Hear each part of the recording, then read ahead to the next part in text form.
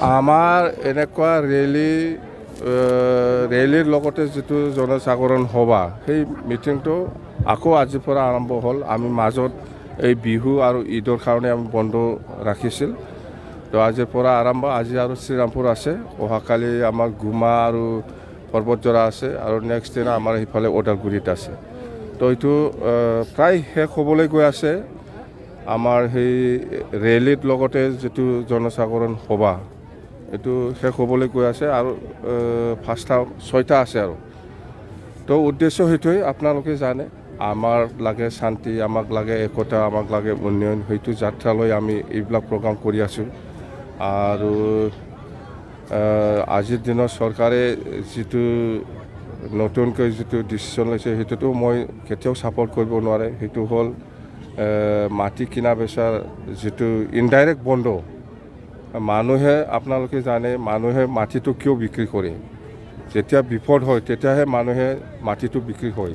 সেইটো যদি বিক্ৰী কৰিব নোৱাৰে, এতিয়া কিনিবও নোৱাৰে, সেইটো এনেকুৱা হ'লেতো আমাৰ BTCত গণ্ডগোল হোৱাৰ বাদে আকৌ একো নাই। এইটো শান্তি নহয়, এইটো অশান্তিহে আনিব। তো এইবিলাক আৰু প্ৰমোদ বৰাই মই এলোকেশ্যনত যিটো দেখিছোঁ, কোটিটোৱে নিজাববীয়া লৈছে, 400 কোটিটোহে বেলেগ বেলেগ EMক বগাই দিছে। এইবিলাক মানে কি ক'ম আৰু, সেইটো ঠিক হোৱা নাই। মুঠতে মই ছাপোৰ্ট নকৰোঁ এইবিলাক।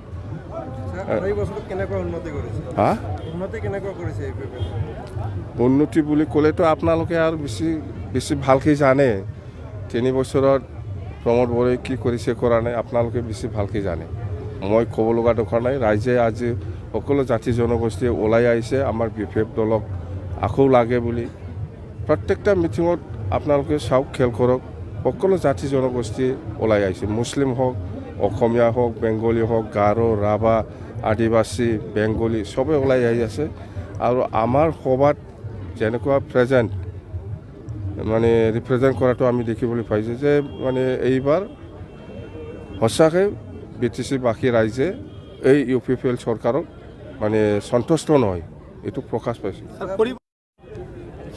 পৰিৱৰ্তনতো একোতো পৰিৱৰ্তন হোৱা নাই। আমি কৈছোঁ প্ৰমোদ বড়োৰ পকেটটোহে পৰিৱৰ্তন হৈছে, BTCত একো উন্নয়ন হোৱা নাই। সেই কথাটো মই কৈছোঁ। লোকসভা নিৰ্বাচন কোনো দলৰ লগত মিত্ৰতা হ'ব নেকি? মিত্ৰতা নাই, কোনো দলৰ লগত মিত্ৰতা হোৱা নাই আজিলৈকে, আৰু ভৱিষ্যতেও নহ'ব।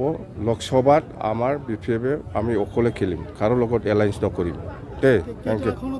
2টা, ওদালগুৰি 1টা, কোকৰাঝাৰ 1টা।